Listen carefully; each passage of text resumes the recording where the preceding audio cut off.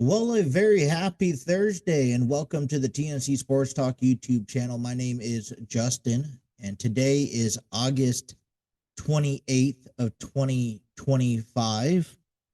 And why not better than just to kick things off with a blockbuster deal coming out of Cincinnati as the Bengals and Trey Hendrickson has finally got a deal done, at least a temporary deal. It was reported back on Monday evening that the Cincinnati Bengals and the defensive pass rusher Trey Hendrickson has agreed to terms on a 1-year contract worth $30 million for the 2025 season. And if you are a Bengals fan, this is a time and moment where you could just take a breath.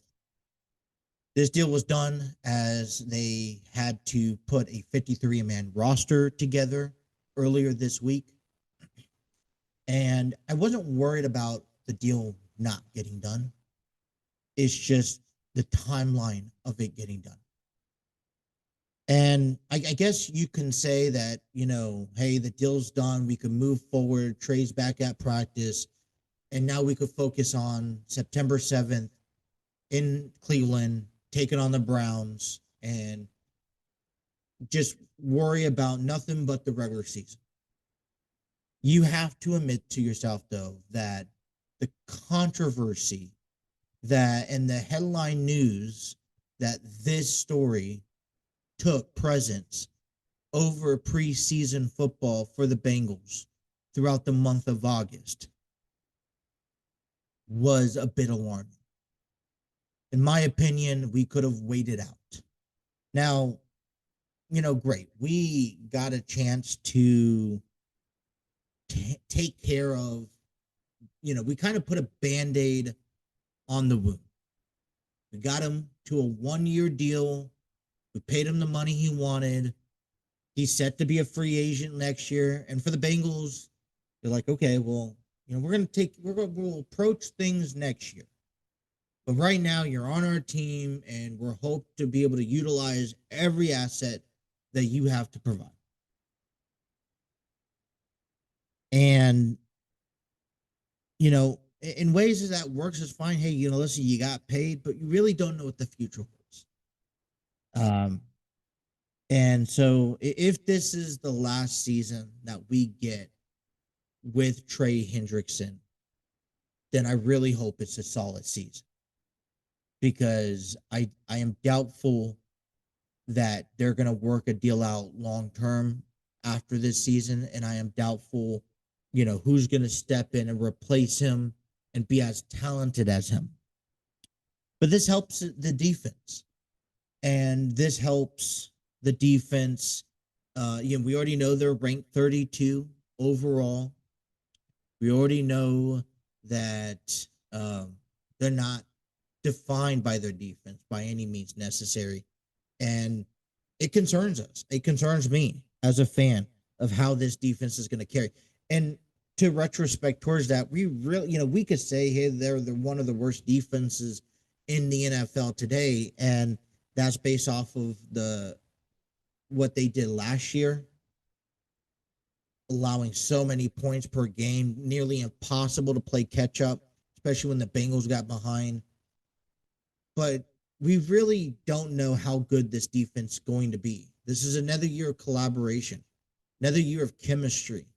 Yeah, we lost a few guys, Sam Hubbard, sure, but we picked up a Shamar Stewart, and I was listening to Monday night when this deal was released to the public, and I was listening to a Chad Johnson on ESPN, and he was talking about teams and their image and how every team has a different image or a different reputation. Right now, the Philadelphia Eagles have an overall, all-rounded image that they're good on defense, they're good on offense, they're good on special teams. And that's what's, that when people gravitate to that, they're like, yeah, they're next in line to win a Super Bowl again. The Packers, I would argue that their image is defense based. For the Bengals, their image is Joe Burrow and Jamar Chase. It's not about the defense. But if a deal with Trey Hendrickson puts him back on the field and his presence on the field can elevate their ranking position from 32, may even into the 20s and possibly teens, then you take that any day of the year. And realistically, the only thing the Bengals defense needs to worry about is putting up less point or allowing less points than what Joe Burrow and the Bengals offense provides. Now, we know the biggest issue for the Bengals offense is their O-line. And earlier this week, they also signed former Minnesota Vikings Dalton Risner. And there's a lot of praise. He's contributed to a lot of success with Minnesota, Denver. This ultimately replaces Cordell Voslon, who's out for the season due to a shoulder injury. He's going to require surgery. And so I'm not saying that the Bengals hit a blockbuster deal with picking up Dalton and that's the solution for the O-line, because I think repetition, intensity, being able to complete games, and we really haven't seen him play in a Bengals uniform yet. That time will tell. But in order to have, basically how the game plan is going to come September 7th against the Browns moving forward is that, we need to see how many points the offense is going to put up. And for the defense, that's how many points you are not allowed to give. So if Joe Burrow, Jamar Chase can put up 34 points, then the defense is only allowed 33 points. Makes logical sense. I know it probably makes logical sense to all 32 teams, but we have to work around between our strengths and our weaknesses. And our strengths is the 1-2 punch combination between Joe Burrow and Jamar Chase. It's the T. Higgins in parentheses. It's Jermaine Burton, who is showing promise and improvement as a young wide receiver. Gesicki, who I feel can be a solid tight end along with Eric All Jr. Hopefully the addition to Dalton can kind of help bring ease to the offensive line, right? So, I'm glad that a deal got done. Unfortunately, it was at the hands of a standards that I don't think neither parties wanted it. A lot of people have already argued saying that the Bengals have won the deal and Trey Hendrickson kind of missed out, because Trey, in this sense, has taken a risk on that he's going to put up another, Pro Bowl caliber player this season. And if the Bengals, decide to try to bring him back, that's another conversation. But this year, if Trey Hendrickson looks to play beyond this season, his risk is his performance on the field this year. So, I mean, and, I'm going to already go out there and just say it here on a limb.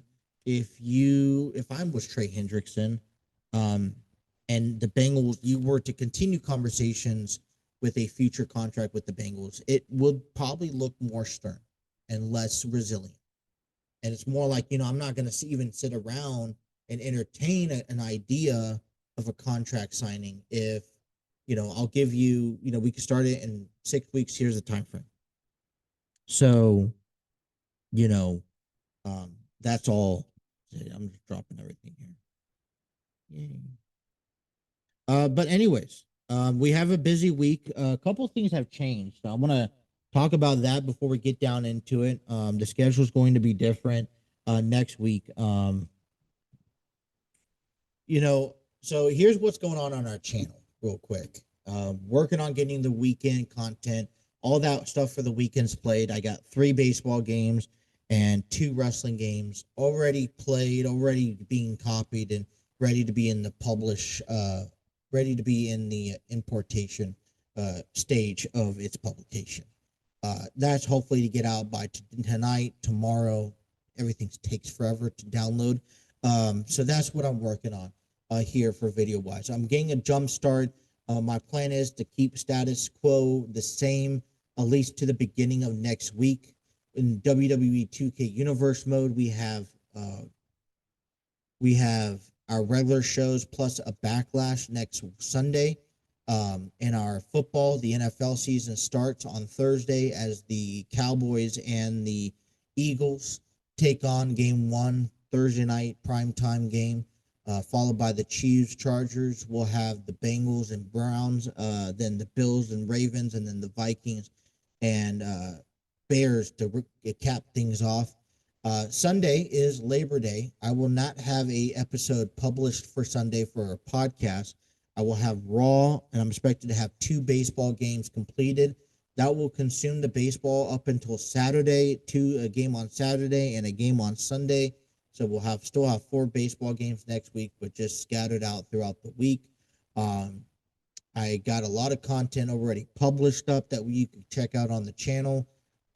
But then we have, I think that's pretty much it. But as far as podcasting goes, I know the original plan was having me give you predictions in the next 3 episodes. Well, I'm not going to have a day-oriented prediction for, podcast next week. I'm going to be out of town, take care of a couple of things. So I'm going to do some pre-recording as I really want to give out my predictions for the rest of the division in both leagues, as well as give you week one's predictions. So my goal is to do some pre-recording here this weekend before I take off, have that content just have to be edited and going, but then be able to publish that for you guys. So on today's episode, we'll talk some sports here. We'll talk about the weekend, get you guys ready for Cincinnati sports. We will cover the NFC West and the AFC West in our predictions. Earlier this week, we recapped and covered the AFC and NFC East as I projected the Philadelphia Eagles and the Buffalo Bills to win their division. I also projected a competitive battle for a wild card spot with the Commanders, possibly the Cowboys, with the, and then I also have the New England Patriots taking a massive improvement this season as well. So, I encourage you guys to go watch that episode. But today we will be predicting the AFC NFC West division. I will do an episode for the North and South combined in one podcast next week, and then I will give you a episode alone for just the week one prediction. So got a lot of content to work on over the next few days. This kind of just came up all of a sudden, had to make some adjustments, but I'm still working on getting that content back to you as soon as possible. So I appreciate everyone's patience, but that's kind of what's going on the channel. So next week, expect maybe shorter, smaller podcast time frames. Probably be great for you guys. Don't have to listen to me talk for a solid hour. But then also, as well, it's going to be just directly to the spot. We're not going to cover any other news or stuff like that, as it's going to be pre-recorded for the time frame. So, let's get right down into it. Hey, a couple great things came out of the Cincinnati sports world earlier this week. Unfortunately, this is a time of the year where if you're, a solid base, you're going to separate yourself from a playoff caliber team to a non-playoff caliber team. And it's interesting because a team like the Reds, who typically do play better against winning teams, and the Dodgers is a winning team, and our schedule that is coming up over the next 2 weeks are pretty well winning teams.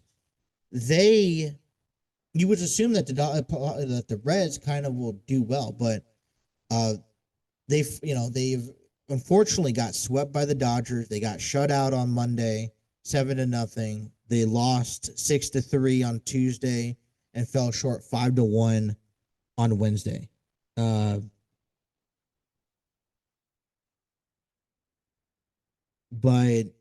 my thing is that they got swept. Now, historically for this year, this is the first sweep that they've had. Respectfully, to have it against the Dodgers is better than nothing, I guess. But it really puts us behind because as we look ahead in the playoff scenarios that we're trying to uh, put ourselves in here in the late months of the season, the Mets, you took care of 3 games and they swept the Philadelphia Phillies. And I'm like, what are you doing, Philadelphia? I mean, I understand that you have a good record, that you're comfortably in the lead for the NL East, but you're flopping over for the Mets, and you're giving the Mets a opportunity to hold on to a wild card spot. It doesn't help though when we get swept, and now that gap is 4.5 games back. And so, like I said, it's I understand. You just got done through a West Coast team. I think maybe if we had a winning road record in this series heading into Los Angeles, I would have been comfortable getting swept. But it puts me in a negative mood because I know the challenge that we have up ahead of us. We have 3 games against St. Louis. We already know that we struggle against our division, especially a team like St. Louis and the Cardinals. Then you spent Labor Day week with the Toronto Blue Jays, who are also fighting for a spot. I think they hold the lead in the AL East, right? They're not too far away from Boston and New York, but that's a competitive battle. And every game they're fighting to inch closer to a playoff berth. Then next weekend, we have probably one of the biggest series of this back end of the season, and that's going to be against the Mets. And if we can put ourselves in the next 6 games in a solid position where it becomes interesting, because right now we're 4.5 games back of the Mets in the wild card, and the Mets hold that final lead. Next weekend series can make or break if we could take 2, if not 3 games against the Mets. We could easily see ourselves within a half a game back. Well, Miami goes into New York, and if they handle business and take the series against the Mets, I mean, I know it's a lot of what ifs here, but we have an opportunity to make things very interesting here in September. But at the same time, over the next 6 to 12 games, the next 4 series, it's going to come down to we could easily find ourselves out of the playoff race, or we could find it, hey, we're right there in it where we want to be at. And I think the ultimate question is going to be our endurance. I have watched the Reds over the last few years, and I'm not saying they're giving up, because they're most certainly not. But what I've noticed is that there are parts of the year where they shine the best at. It seems to me that the Reds come towards the back end of the year, in the back end of August, the month of September, and they just struggle to even maintain 500 baseball. And I think as a fan, I want the Reds desperately to at least be able to get back to a wild card spot. I don't care if they lose the first 2 games and get eliminated by Tuesday in the wild card, but I want to see them back through the wild card, and I think it's fair to ask for that. I think last year David Bell kind of took the approach of, well, let's not jump out to an early start in the season. Let's mellow out. Let's make sure our players were healthy, because we noticed that our players weren't healthy come August to September, and we found ourselves getting taken over, and we couldn't finish the season. And so as much as I have set goals for the Reds in these remaining weeks, obviously I don't want them getting swept by teams. I don't mind if they lose a series here and there, but they really don't have room for um, mistakes like that. But yeah, I have a goal of wanting them to finish the season above 500. And I think that's fair, especially under Terry Francona, especially what we've seen out of this ball club here over the months. But at the same time, I want, having them make it to a wild card this year when they have the opportunity to, I think just makes a statement and gives the front office a reason to continue to push good talent in Cincinnati. I mean, look, Miguel Andujar got traded over to Cincinnati. He's had a decent run. You know, Key Brian Hayes is going to be an asset on that left side of the field. His offense has kind of picked it up just a little bit. And we have made adjustments to improve this team. I feel solid with the Hunter Green, Andrew Abbott, Nick Lodolo 1-2-3 punch with Brady Singer in there. I mean, when was the last time that you felt confident in your starting at least 3 to 4 guys to take them out? And last time I remember anything along that line would had to be with Johnny Cueto. And then we make that decision to trade him. So my point is that we're starting to settle in on a ball club that is not a top tier club, but has the potential with how we like the performances. And I don't want to see the organization tear it apart again because they missed an opportunity one year. But if we are capable of hitting all the other goals on top of earning a wild card position, I feel like that's just enough to go off of to help. Hey, we got a good product out there. I think we're still working on it. Don't give up hope yet. Let's try to do what we can to keep this team good, like it is. Maybe still if we can improve of it, but don't just tear us apart yet. I don't want to run into that. So, but I go back around the next, I'm going to say 6 to 12 games, which 9 of those 12 are at home. We have today off. We're back at Great American Ballpark. 3 against the Cardinals, 3 against the Blue Jays. Day off on Thursday. We have 3 against the Mets. Then we head out to San Diego for 3, who, by the way, lost in a series towards the Seattle Mariners. San Diego heads over to Minnesota for a 3-game series.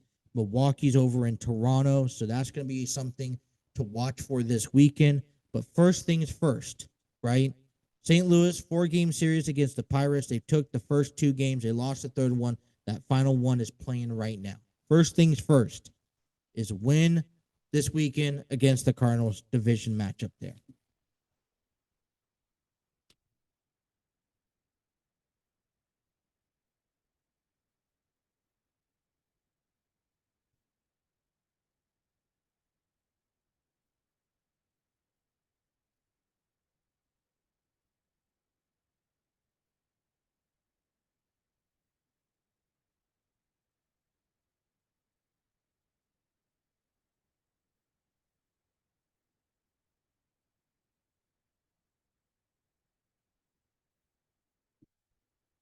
Okay.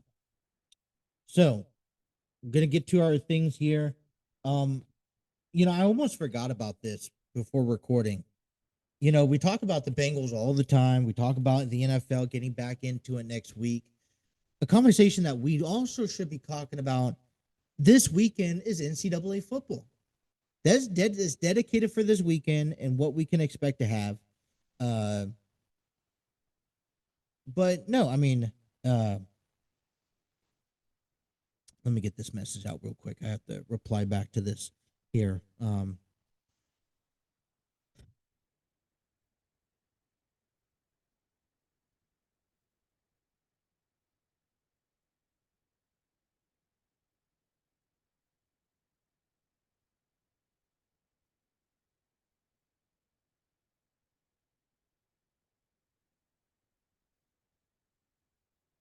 that work with.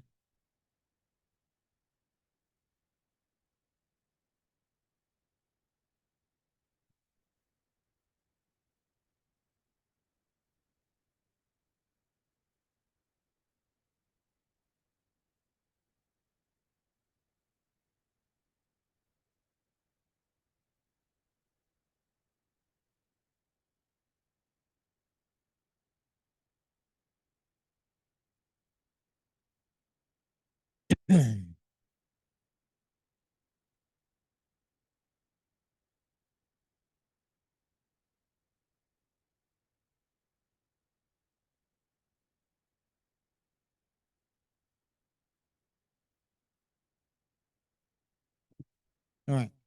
So I wanted to, and I'm just lost in the camera there.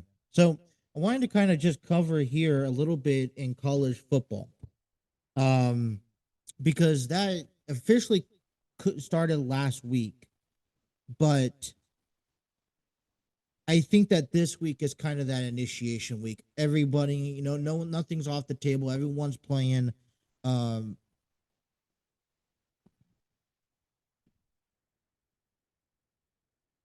um,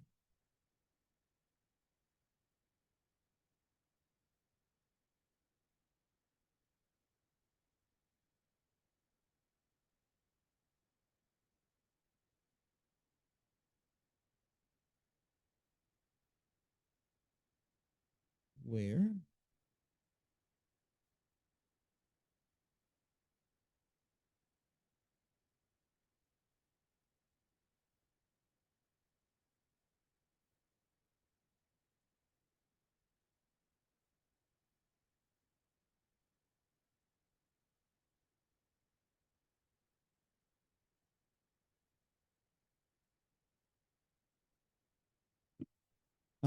But I was looking at this schedule here, and I had to get back to a text message. I just apologize for that interruption there. But what I wanted to cover here today, I'm excited for college football, and I think you should be too. There's a lot of games that take place this afternoon, including one that that we will be paying attention to on our channel, and that's going to be the Cincinnati Bearcats. Now they're not at home. I would think this is a home game, but they're not at home. They're actually in Kansas City at Arrowhead Stadium. I know the Kelsey brothers have talked about this on their podcast before, and they're excited for it. But they're taking on Nebraska now. Look, not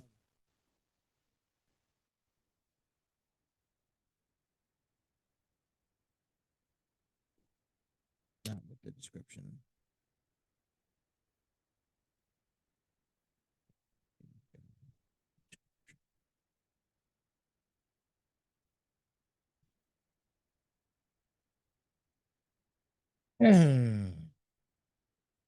So I was looking at this list today, um, and I was looking thinking about the Cincinnati Bearcats playing. They have changed conferences last season. I think there was an adjustment period, or it wasn't like just last week. Last season was like 2 seasons ago. It's an adjustment period. They're getting prepared. It's a new adjustment when you play different teams, more higher ranked teams where it's more televised, it's more national. There's a lot of eyes on you. I know tonight's game on ESPN is going to be uh, something that people are going to watch. In replacement for Thursday Night Football, which is just a week away. Um, but that means your program has to be, maybe you were good in your last conference. Maybe you're kind of up there in the top three in your last conference, but um, now you're joining this new conference that does not have, does not put you in that same category anymore. So yes, there's a lot of perks to it because a lot of teams don't know what you're capable of. This is your first experience, but it also brings some negativity because, you know, you're going to get overlooked. Okay. You're not going to be taken serious. And it's quick. A lot of people are going to be quick to judge on you and your capabilities, especially when you don't perform well. But I was looking at some of the matchups, and I just want to share with you here real quick. I'm looking towards the Nebraska Cincinnati one. We will cover a lot of that here. A lot of Cincinnati football as best we can, especially throughout the course of the fall. Other games on site: Utah, UCLA, Sunday brings you Notre Dame versus Miami, especially with the North Carolina facing TCU. Bill Belichick as the head coach. I have a friend of mine that is a Tar Heels fan, mainly in basketball, but also in football. And I'm kind of, I guess I'm kind of nervous. We know what Bill Belichick has done for the NFL. I don't know, with all the drama that comes with and the baggage that comes with Bill Belichick, what type of success the Tar Heels have. But we'll keep that in mind. But a couple other games that kind of really look on that television schedule. I like LSU, Clemson. Those two teams looking to really have to improve. Alabama at Florida State. Other teams that look, hey, there's a lot have changed in their program, but even though they've changed, let it not bring a negative impact to the season. But I think the biggest one has to be Texas and Ohio. Texas and Ohio, two big conference, teams here, expected to be in the CFP this season, ranked up in the top 5 by all means stretch. I'm looking out for that game. That's going to be at a high noon game, so I'm very excited to see what that has to offer. And I'm just, it's football season, right? And I think there's no other great way with some of these great matches early on in the year. As much as we want both of these teams to go undefeated and face each other undefeated to see who's ultimately the big dog, this could also turn pivot points in teams, so is Ohio State still that good? Is Texas? They want to make that statement too. The Longhorns. I'm also eager to learn to see the impact that Etch Manning comes out. He's expected to be in the draft next season. So college football is underway. I know it kind of got that little start last weekend. Really kicks off tonight. And this weekend, a lot of great matchups if you guys are looking for college football and things to watch on Saturdays. I know the wife is not really excited about that either because it's like, man, every Sunday's football, college now football, man, we cannot get a break here whatsoever. So, all right, let's get down into the divisions. I told you I'd be talking about the West, right? I'm going to kick things off with the AFC West, and that's going to start off with the Denver Broncos. I'm just going to go right down. They're not going to really be really big about this. So I have this magazine. It's kind of a tradition I get every year. It's the Athlons. Was either the Lindsay's. This one here is the Athlons because I haven't found the Lindsay magazine. But this is the 2025 preview. So Athlon Sports provides, they do this for baseball, college. They do this for college. I know that they do this for in the NFL, obviously the NFL, NBA. The magazines are always designed a little bit differently, but in football and in baseball and in college, they provide you the take of the teams, divisions, conferences, key points, top rankings, and more. And so I can kind of just flip through this book. It gives you just kind of a key point information of what you need to know, along with, and then let you make your own opinion. You can kind of do the research from there. So according to, and I'm just going to backtrack here as I get you into those divisions. According to the Athlon Sports, magazine, they predict that the Bills will win the division. They predict that no other team will make a wild card run. They're predicting that Miami comes in second, the Jets come in third, and the Patriots come in fourth. So that's their AFC prediction. And for those, go watch our, show earlier this week. I had the Bills, then I had the Patriots, Dolphins, and then Jets. So that's my comparison to this league. I am looking at the AFC West, and they have the Chiefs, Broncos, Chargers, and Raiders. And I'm going to be honest with you. Out of all the conferences, about both conferences, out of all the divisions, I really do think that the AFC West is a division to watch out for. And I think it's going to be the most competitive, the most impactful division across the NFL overall. Denver has reestablished themselves. I think they have a promising quarterback in Bo Nix that a lot of people are excited for. The Chargers with Jim Harbaugh. I don't know how much more time you give Jim if he doesn't succeed. But you also have the Raiders with you picked up Pete Carroll, right, as the new head coach. I don't know. You have the new offensive coordinator and Chip Kelly, right? And I mean, there's room for success here, right? And I think you have a couple of great minds think alike, and the Raiders could be dangerous. But also, according to Lindsay's, not Lindsay's, but Athlon Sports, they have the Denver Broncos and the Los Angeles Chargers as a wild card contenders. So let's get started right down to the Kansas City Chiefs, because in my prediction, I have the Chiefs winning the division again. The Kansas City Chiefs are a team to beat in the NFL.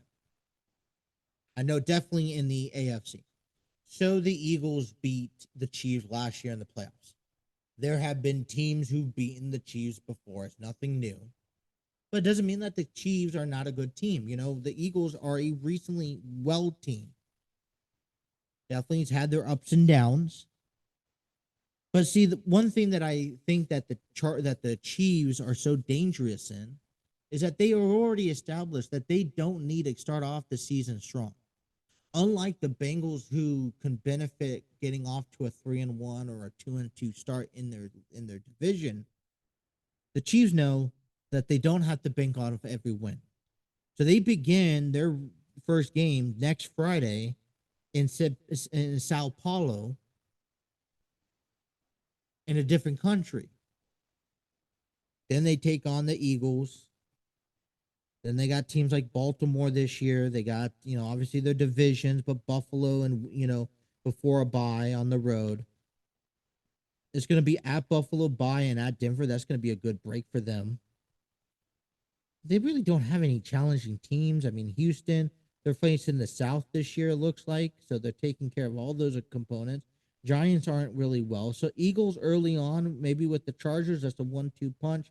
You get an early win there. Baltimore, Jacksonville.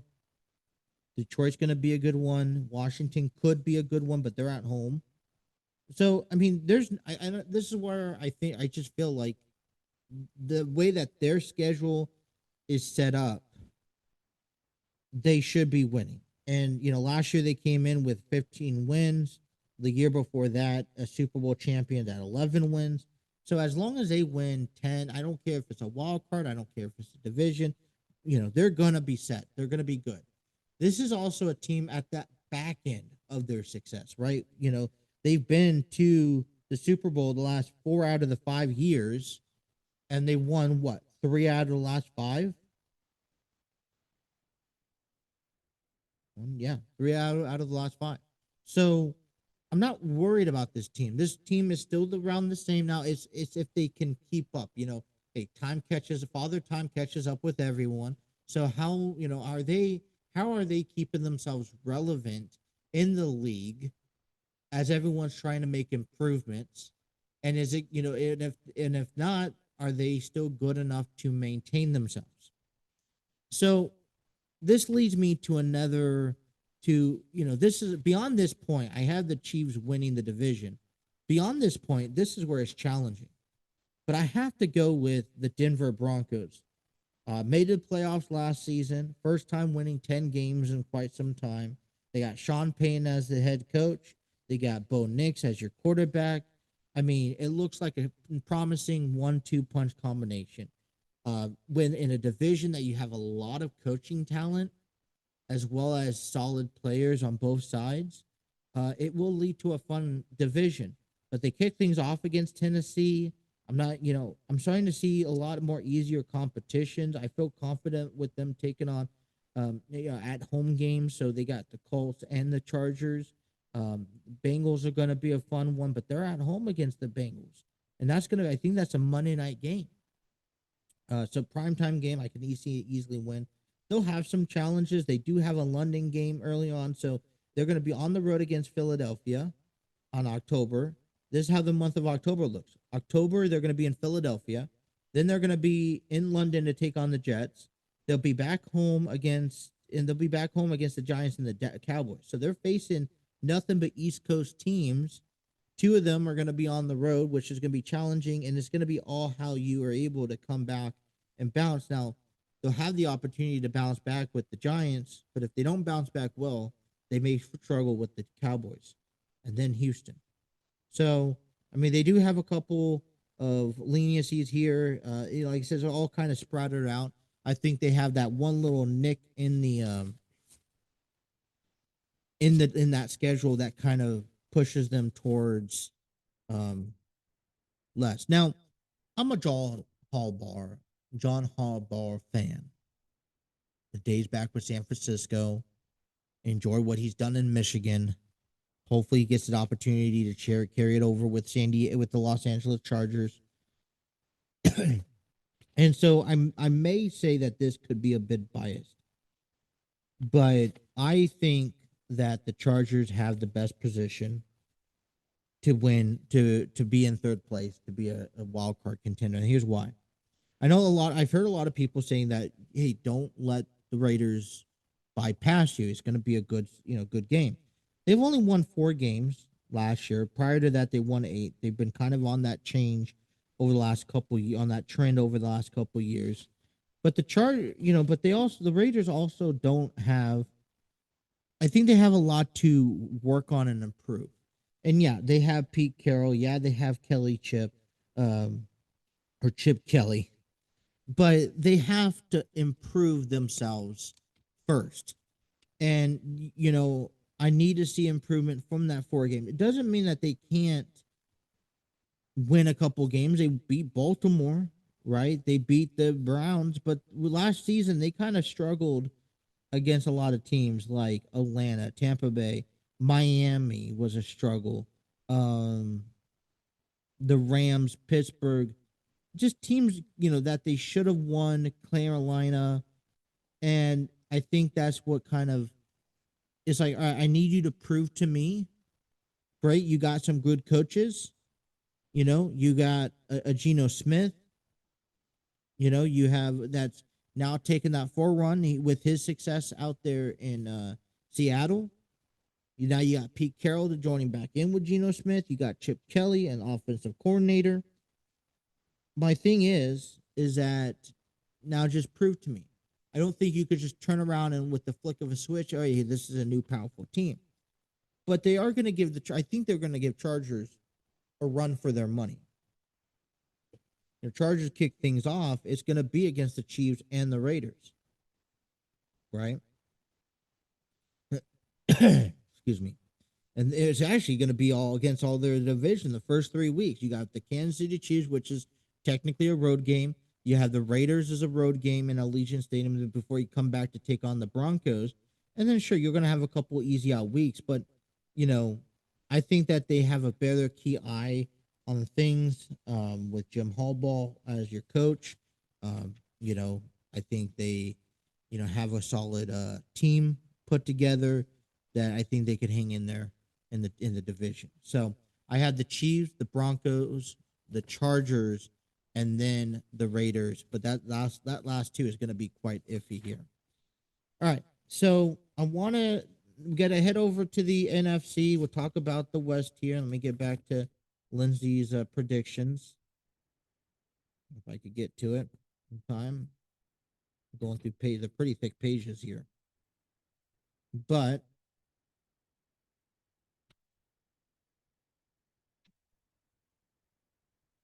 all right, so Athlon Sports predicts that the Rams are going to take back the division.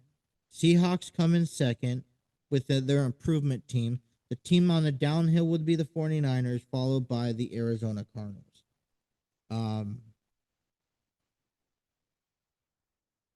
You got a new offensive coordinator for Seattle and Clint Kobach. And that's pretty much it. So nothing exciting. I do think I'm actually going to change it up here because the NFC is a bit challenging. And I do think that Seattle has a little bit more to offer with, Mike McDonald there.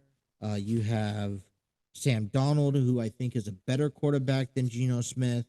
You picked up Cooper Rush from the Rams. That would help elevate your offense with Najiba. I mean, they finished off 10-7 last year. I think they're going to be contenders yet again this year. Schedules look quite similar. They're kicking things off against the 49ers, then at Pittsburgh. The Cardinals, Jacksonville, Houston should be easy wins. Arizona again down the line, Tennessee, maybe Minnesota, the Colts, Carolina. So I'm not saying that it's going to be a walk through the park. I say an easy 10, 11 wins. I have them placed in a wild card spot. If I go back, let me just go back to see what they do say about that.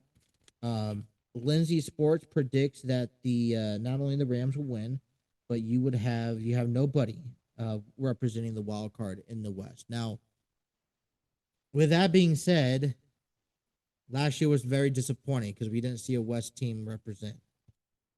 I do think that whatever two teams come out of the top between the Seahawks and the Rams, the other one should probably earn a wild card opportunity. The Rams, this is what's going to be. This is why I don't have the Rams at number one. I have Seahawks. Yes, they have a nice, easy schedule to get off with. They have Houston, Tennessee. Then they get, they have Houston, Tennessee, and then they go to Philadelphia. They take on the Colts and the 49ers. Should be like a 4-1, 4-2 before they go to London. The good news is if they could survive London, they have a bye the following week. They'll have the Saints. They have Tampa Bay, Carolina. They have a few tough opponents towards the end of the year. So it's going to be crucial if the Rams can get off to an early start and have themselves a winning way compared to last year where they started 1-4. They challenged to come back. They were 10-7. They missed the playoffs. They have Matthew Stafford again. My other concern is Matthew Stafford's health. And I think that's going to be the question throughout the course of this season. I'm not ruling out the 49ers quite yet. You have Kyle Shanahan. You got, Christian McCaffrey. You got Brock Purdy. You have George Kittle. You have Jawan Jennings. I think, it's still a solid team. They finished off 6-11, so a downgrade from years in the past where they've been to about, two consecutive AFC championships and that Super Bowl runners up. So I think another balance out. It may be a 7-10, 8-9 this year. It's going to be how healthy people were. Nick Bosa was on and off with injuries. They get off to a tough start. I tell you, tough teams. Arizona, then they mellow out. Arizona, Jacksonville. I'm just trying to think of easy ones that they should win. Houston, Giants, right? If they pick up and they capitalize on that, then I feel like second, maybe even creeping into third. I don't see them making the playoffs this year. Last but not least is Arizona Cardinals. I just don't know where the Cardinals have. You have Marvin Harrison Jr., you have Kyle Murray, McBride. I think you have a solid. You have an okay team. They finished off 8-9, better than the 49ers last year. I think a lot of these matchups are good. Saints is a good matchup for them. The Panthers, Tennessee is going to be a good matchup for them. Green Bay is going to be a challenge along with Dallas, I'm assuming. But, Arizona is one of those teams that, although they're not the talk of the century, the talk of the division, they are a team that you can be a bit surprised about. So, look forward towards that. Anyway, so I have the Seahawks, Rams, 49ers, and the Cardinals coming in your AFC North. I have the AFC West as your Chiefs, Broncos, Chargers, and Raiders. I have the AFC West as your division to look forward to this season. I also have the Broncos making improvements. The Raiders could make improvements, but I haven't seen nothing yet. And Seahawks making a big leap up front. All right. So, like I said, the next couple of episodes are going to be more direct as we cover the AFC, NFC South and North in one. On the other one, we're going to be covering the first week of the NFL season and our predictions with who we think are going to win. So stay tuned for that. That is all coming up next week. Don't forget to hit that like, share, and subscribe button for more information. And thank you guys for checking us out. Stay tuned for more content, whether it's another podcast or it's another video, as we have SmackDown coming tomorrow. We have main event on Saturday. We have three baseball games, Friday, Saturday, and Sunday. I think the Dodgers is one of them. The Blue Jays and Milwaukee's the second one. And then we have I think it's the Astros and the Angels on Sunday. So it's going to be a fun weekend. And then we start all over Labor Day weekend. I'm planning on having a doubleheader as well as Monday Night Raw. Then we have NXT on Wednesday. And then we have football on Thursday and Friday, along with SmackDown. So we have a lot of content still ahead of us. So stay tuned. Hit that like, share, and subscribe button. Thank you guys for tuning in to the TNC Sports Talk. My name is Justin, and until next time, you guys enjoy the rest of your day.